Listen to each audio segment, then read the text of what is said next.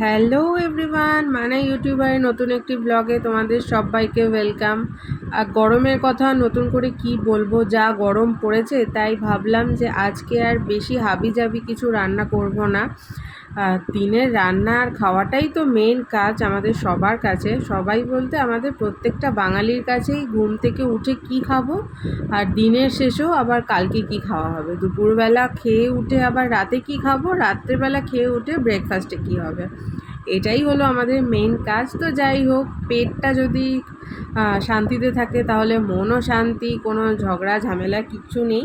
তো তার জন্য ভাবলাম যে কি রান্না করব না, একটু আলু ভাতে মাখা করব, মানে ওই আলুর চোখা আর কি।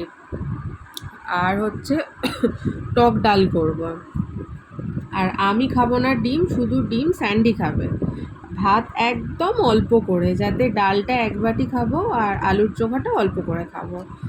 তো যেমন ভাবা তেমন কাজ, সেই মতো চলে এলাম কিচেনে। না, সকালবেলা ব্রেকফাস্ট করেছি, ভেবো না না খেয়ে কাজ করছি।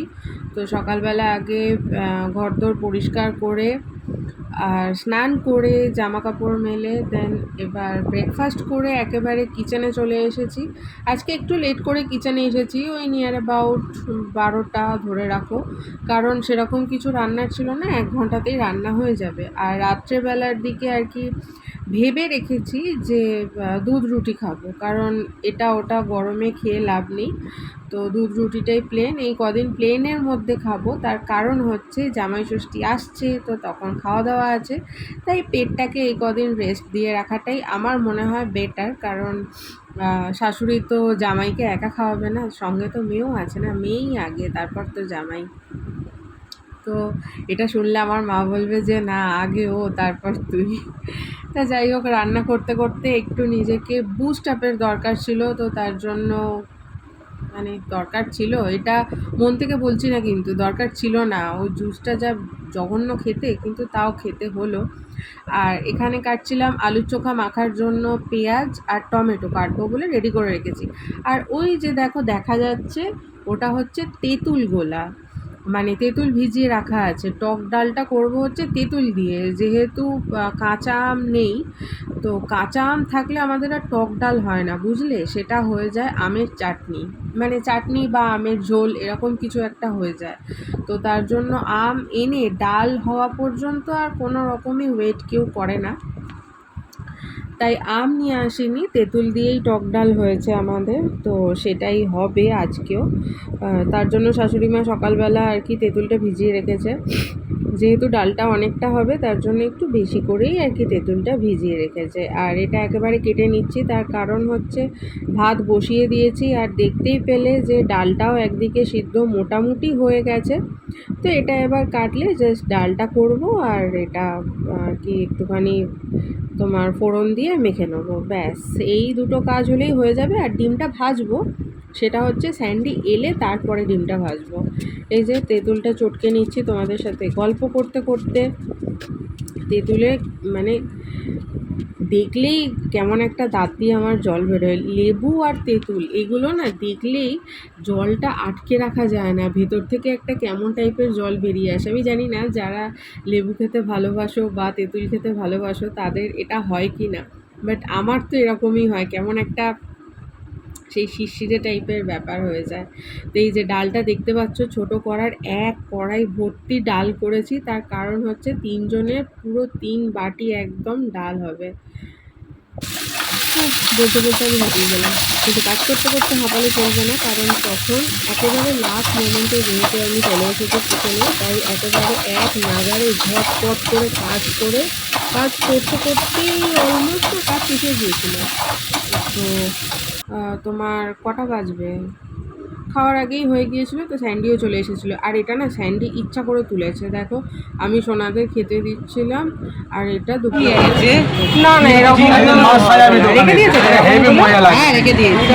তুমি তো বলছিলে যে এইরকম এনেছে, ওই দিকে ধারের গুলো না না এইরকম মাছের মুড়ো দিয়ে দেবেন। ছোট দোকান লাগাবো না, আর কি নেবে, পাবদা নেবে না, পাবদা নেবে দাদা। এইটা কত করে দাদা? 560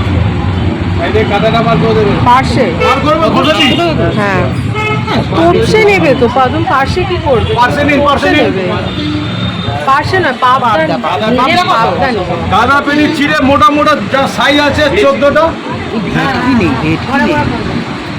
আছে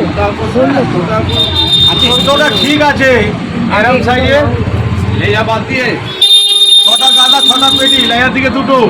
জামাইও কেটে নেবে, গলা কাটবে। হ্যাঁ হ্যাঁ আলাদা আলাদাই নেবে। এখনো নেবো, রাখো। এটা কটা নেবো? টপছে না, কত? 6টা নাও না। 6টা দিয়ে দিন। মাছটা দিয়ে দিচ্ছি।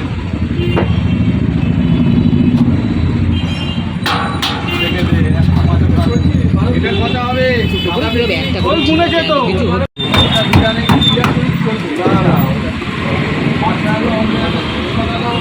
চার পিস মাছ তুলে দে।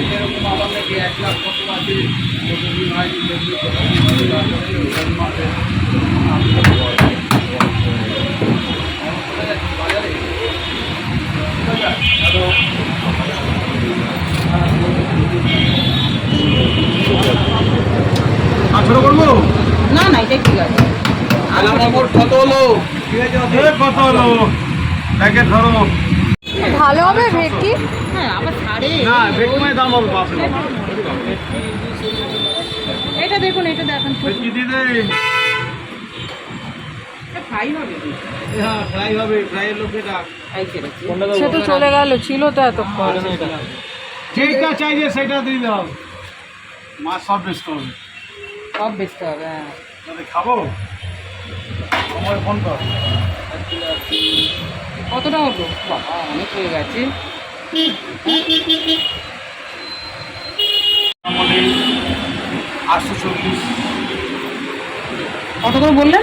তাও এটা থেকে তো ইলিশ মাছ দিয়ে গেছে 840 টাকা। 7 বারো 84। 7 পিস ইলিশ হয়ে গেছে। এটা আপনার ইচ্ছে, ইলিশ খাওয়াবেন না।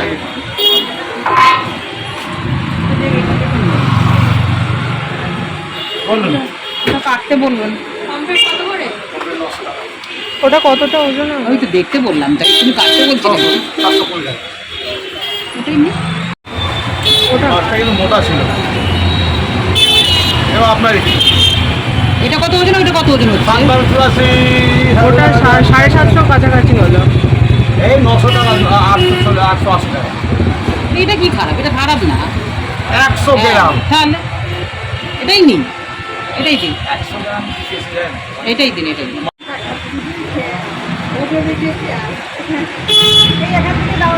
ওরকম না, এই যে এরকম করে তুলে দেখান, যেরকম নিয়ে যাচ্ছিলেন ওখানে। দেখানোর কায়দা আছে।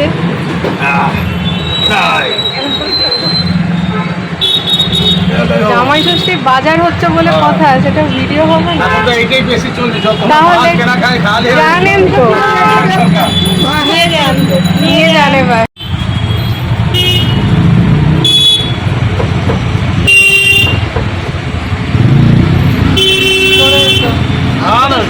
সরলে আরো সরাবে, হ্যাঁ না সরলেও ঠিক অন্ধরা ঠিক যাবে। তাই না বল। হ্যাঁ, জানাবে না। সরষে করুন, ওই সাইডে চলে গেল। মাছ চড়াবেন না জলে গিয়ে, এই অবস্থায় রেখে দেবেন। হ্যাঁ গরম রেকর্ড করে দিচ্ছি। ভালোই তো। আমার তো মনে হয় কালকে এর থেকেও বেশি ছিল গরম। এই টাইমটা দেখুন, টাইমটা কোথায় চলে গেছে, তা সত্ত্বেও এরকম গরম লাগছে।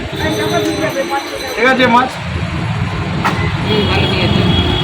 ভালো আছে, এবার খেয়ে দেখতে হবে টেস্ট হবে কিনা। না, না, এর থেকে ভালো মাছ খেয়ে আছে। এই দেখুন, হ্যাঁ ঠিক আছে। এর থেকে ভালো মাছ এখন আর নেই।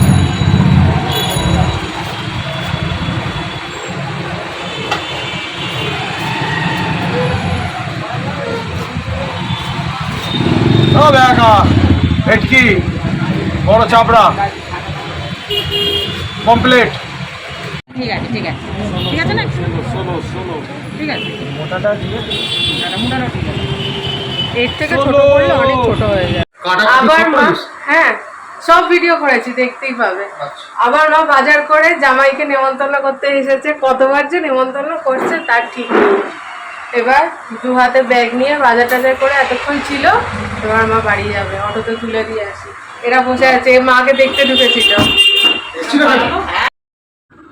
আর সন্ধেবেলায় আজকে মা এসেছিল জামাই ষষ্ঠীর বাজার করতে, মানে মাছটা এখান থেকে বাজার করতে। ম্যাক্সিমাম মানুষই তো জানোই যে উত্তরপাড়া বাজার থেকে ইলিশ চিংড়ি এই সমস্ত কিছু নেয়।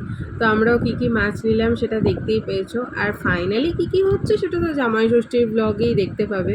সেই ব্লগটাও আসছে, সেই ব্লগটা শ্যুট করার জন্য আমি নিজেও খুব এক্সাইটেড, তোমাদের সাথে শেয়ার করার জন্য খুব এক্সাইটেড। তো তাহলে চলো ভিডিওটা আজকের মতো এখানেই শেষ করছি। ভিডিওটা তোমাদের কেমন লাগলো সেটা অবশ্যই কমেন্ট করে জানাবে। ভালো লাগলে একটা লাইক করে দিও, আর আমার চ্যানেলকে সাবস্ক্রাইব করো, আর বন্ধু আর ফ্যামিলি সবার সাথে শেয়ার করো। দেখা হচ্ছে নেক্সট আরেকটা ভিডিওতে। Till then take care, tata.